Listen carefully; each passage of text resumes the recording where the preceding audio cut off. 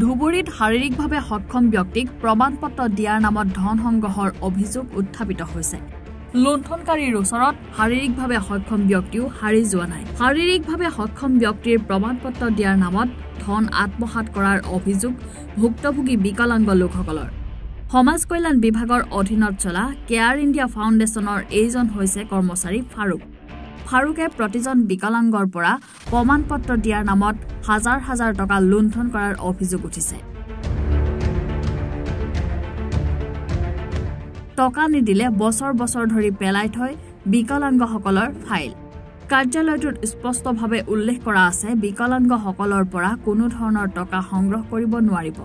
তাৰ পাছতো দুখীয়া অচলা ব্যক্তিসকলৰ পৰা টকা অবৈধভাৱে সংগ্ৰহ কৰা এইজন ফাৰুকৰ বিৰুদ্ধে ধুবুৰীৰ সমাজ কল্যাণ বিভাগে কি ব্যৱস্থা গ্ৰহণ কৰিব সেয়া পৰৱৰ্তী সময়তহে হ'ব লক্ষণীয়। কাহিনী শুক্ৰবাৰে মোৰ বেৰা ৰিপৰ্ট আছিল 3টা। মই বেৰা ৰিপৰ্টত গুৱাহাটীৰ পৰা কৰি আনিছোঁ। আনিয়া মই ফাৰুকক কৈছোঁ যে ৰিপৰ্ট 3টা আছে, এইটো চাব লাগে। তো ফাৰুক কৈ আছে যে মই নামাজ পঢ়িব যাম। ঠিক আছে, আপুনি নামাজ পঢ়ি আহক। নামাজ পঢ়ি অহাৰ পিছত মই তাক ক'লোঁ যে এইটো ডক্টৰৰ ওচৰত দেখাই পাৰ্চেণ্টেজটো বহাই লৈ আহক। তাৰপিছত মোৰ অলপ আগতে এই লুৎফৰ আৰু ভাদু আছিলে, ডক্টৰ তাত গৈছিলে। ডক্টৰে কৈছে যে এই DDC ল'ৰাটো কৰাই দিয়ক, ফাৰুকক কৰাই দিয়ক, মই এইবিলাক কাম কৰি দি আছোঁ। ই মেণ্টেলত যাই কাম কৰি আছে, তাতে বহি আছে, ইয়াতে নাহে। তাৰমানে আকৌ বৃহস্পতিবাৰ ছট পূজাৰ বন্ধ আছিলে অফিচ, সি ফাৰুক অফিচ কৰিছে। সিদিনা 25,000 টকা লেনদেন কৰিছে সি অকলে। এইটো ভাগ কালামো পাইছে, কালামে অৰ্ডাৰ দিছে হৰণৰ পৰা চাবি লৈছে ফাৰুকে। ফাৰুক লৈ আহি অফিচ খুলিছে, গোটেই অফিচ বন্ধ। বৃহস্পতিবাৰে সি কেনেকৈ অফিচ খুলিলে? বন্ধৰ দিনতো কি অফিচ খুলিলে? এইটো গ'ল। আজি মই ৰাতিপুৱা আহিছোঁ, আহি তাক সুধিলোঁ যে বোলে তুমি এনেকুৱা কিয় কৰিলা, বন্ধৰ দিনত কিয় অফিচ কৰিলা?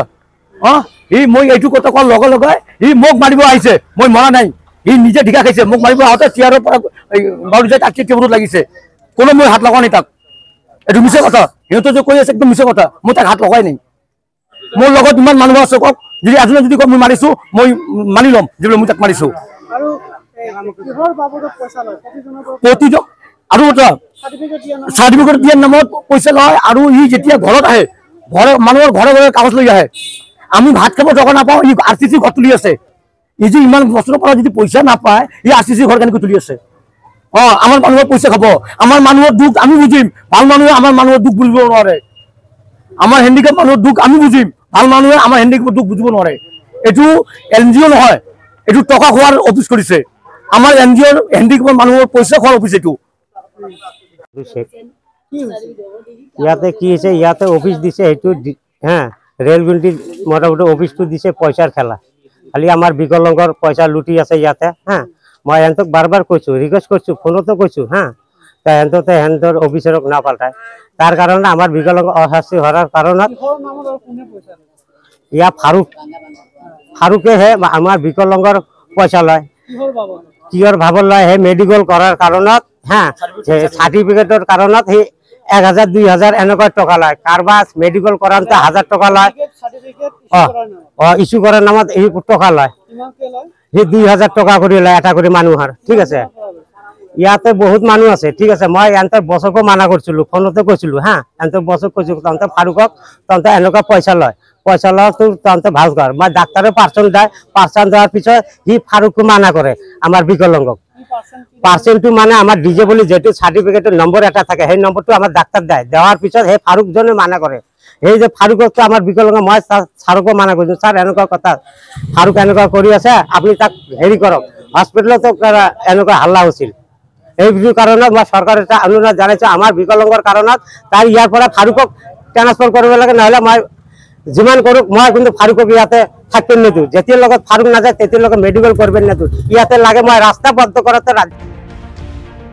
ধুবুৰীৰ পৰা আশ্ৰাফুল আলমৰ ৰিপৰ্ট, এনি ভাৰত 24।